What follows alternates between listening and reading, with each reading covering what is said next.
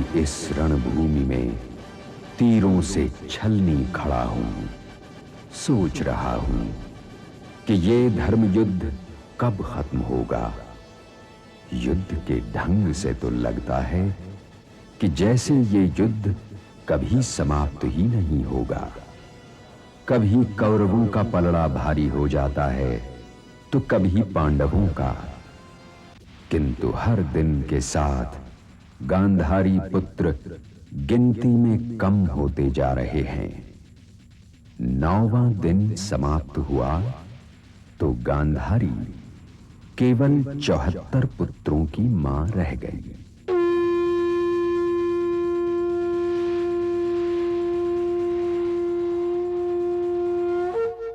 हे सूर्यदेव, प्रणाम। अब मैं भी अपने घावों पर रात के मृदुल अंधकार का स्नेह लेप लगाऊंगा और आपके उदय होने की प्रतीक्षा करूंगा। किंतु ये रात जागने की रात है, विचार करने की रात है। आदरणीय है ये रात, क्योंकि वो एक ऐसा दृश्य देखने वाली है जो न आज से पहले किसी रात ने देखा और न आज के बाद कोई रात देखेगी। युधिष्ठिर के शिविर में सब बैठे सोच रहे हैं और ये सोच आज की रात की भूमिका है।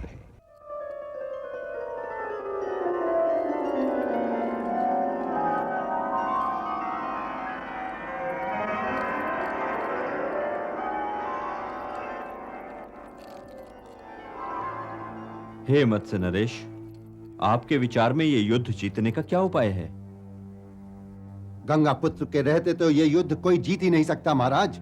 किंतु उनके पास तो इच्छा मृत्यु का वरदान है मत्स्य नरेश। यही तो कठिनाई है, नहीं तो मैं अब तक उनके जीवन वृक्ष को ना जाने कितनी बार काट चुका हूं। भ्राता धृष्टद्युम्न, उनके विषय में ऐसे कठोर स्वरों का उपयोग ना करो।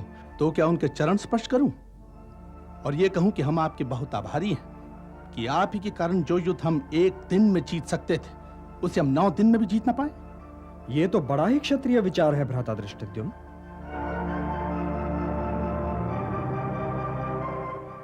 क्या आप ये कहना चाहते हैं कि मैं जाकर उनके चरण स्पर्श करूं? उन जैसे महात्मा का चरण स्पर्श तो बड़े सौभाग्य की बात है ना राजकुमार। इस धर्म क्षेत्र कुरुक्षेत्र में उनके आशीर्वाद के अतिरिक्त और कोई प्रसाद है ही नहीं। किंतु आपके जाने से कुछ नहीं होगा। बड़े भैया जाएं और गंगा पुत्र ने इन्हें जो विजयी होने का आशीर्वाद दिया था उसे लौटा आए।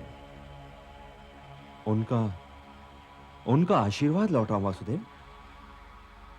हां बड़े भैया, यदि उनके आशीर्वाद और आपके बीच स्वयं वही धनुष में वाण लगाए खड़े हैं तो फिर उनके उस आशीर्वाद का क्या अर्थ?